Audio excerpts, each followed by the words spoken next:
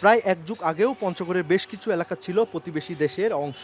নাগরিক অধিকারহীন মানুষের ৬৮ বছরের সেই বঞ্চনার অবসান ঘটে ২০১৫ সালের ৩১ জুলাই বাংলাদেশ ভারতের ছিটমহল বিনিময় চুক্তি বাস্তবায়নের মাধ্যমে। সেদিন রাত ১২টা ১ মিনিটে নতুন পরিচয়ের আনন্দে মেতে ওঠেন পঞ্চগড়ের ৩৬টি বিলুপ্ত ছিটমহলের বাসিন্দারা।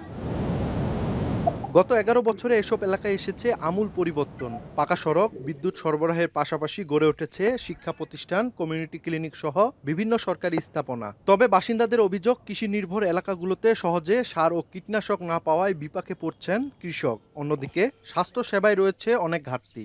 একই সঙ্গে বিভিন্ন অবকাঠামো তৈরি হলেও চালু হয়নি পোস্ট অফিস ও কমিউনিটি সেন্টার। আমাদের এখানে একটা কমিউনিটি সেন্টার হয়েছে, একটা পোস্ট অফিস হয়েছে, আমরা এটা এখনো চালু হয় নাই।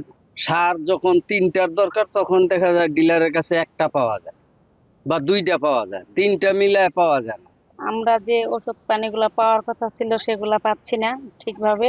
স্কুল কলেজ মাদ্রাসাগুলো এগুলো বাহিরে বহিরাগতরাই আসে বেশি চাকরি করতেছে। এখানে আমাদের ছিটমহলের যে ছেলেরা আছে বা যারা আছে এরা এখানে খুব কম। শিক্ষা প্রতিষ্ঠানগুলো সরকারের নজরদারি জানি ঠিক করে। জেলা প্রশাসন বলছে, বিলুপ্ত ছিটমহলগুলোর বাসিন্দাদের জীবনমান উন্নয়নে বিভিন্ন কাজ চলমান রয়েছে।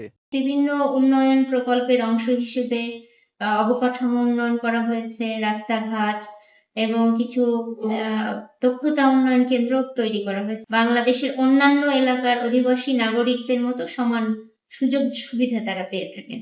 পঞ্চগড়ের ৩৬টি বিলুপ্ত ছিটমহলের মধ্যে ১৭টিতে মানুষ বসবাস করে। বর্তমানে এসব এলাকার বাসিন্দার সংখ্যা ২০,০০০-এর বেশি। সোহাগ হায়দার, সময় সংবাদ, পঞ্চগড়।